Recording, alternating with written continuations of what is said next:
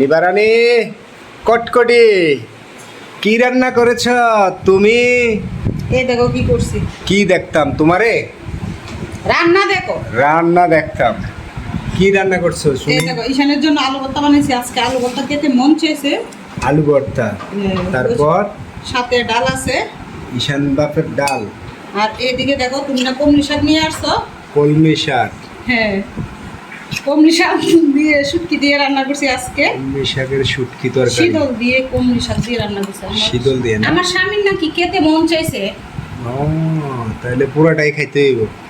তোমরা কি আর খাবা? ওইদিকে আমি ডিমাই শাক রান্না করছি সিমের বিচি দিয়ে, বেগুন দিয়ে।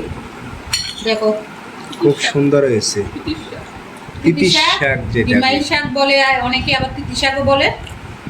আর ওইদিকে রান্না করছি ট্যাংরা মাছ দিয়ে, আলু বেগুন দিয়ে পাতলা ঝুল। আহা হা হা হা।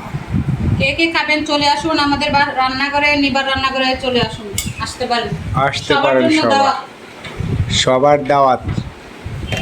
আপনারা এসে ঘুরে যাবেন, দেখে যাবেন, খেয়ে যাবেন।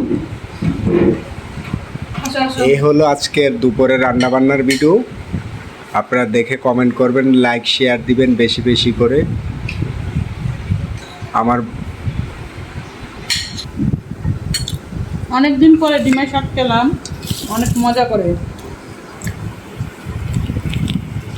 আপনার দাদাকে বলি আনার জন্য, কিন্তু আনে না। এই জন্য আজকে 3 রকমের শাক, 4 রকমের শাক নিয়ে আসছে। কমলি শাক নিয়ে আসছে, ডিমাই শাক নিয়ে আসছে, লাল শাক নিয়ে আসছে, পালং শাক নিয়ে আসছে। জানেন শাকের কথা মনে থাকে না, এই জন্য আজকে 4 রকমের শাক নিয়ে আসছে। তো আজকে 2 রকমের শাক রান্না করলাম।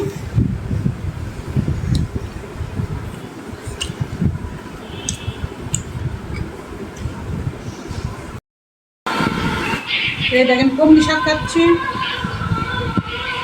শুটকি তরকারি। এই কমলি শাকের তরকারি কিন্তু আমার শ্বশুর বাড়িতে খাওয়া হয়, আমি বাসায় রান্না করি না। আপনার বাইরে অনেক দিন পর মনে হলো যে এইভাবে রান্না করলে দেওয়ার জন্য, সেই জন্য আপনার বাইকে দিলাম রান্না করে।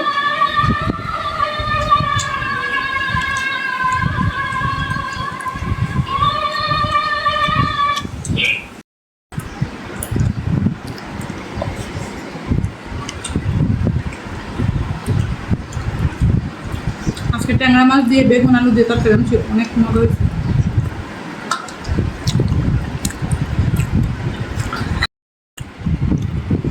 এরকম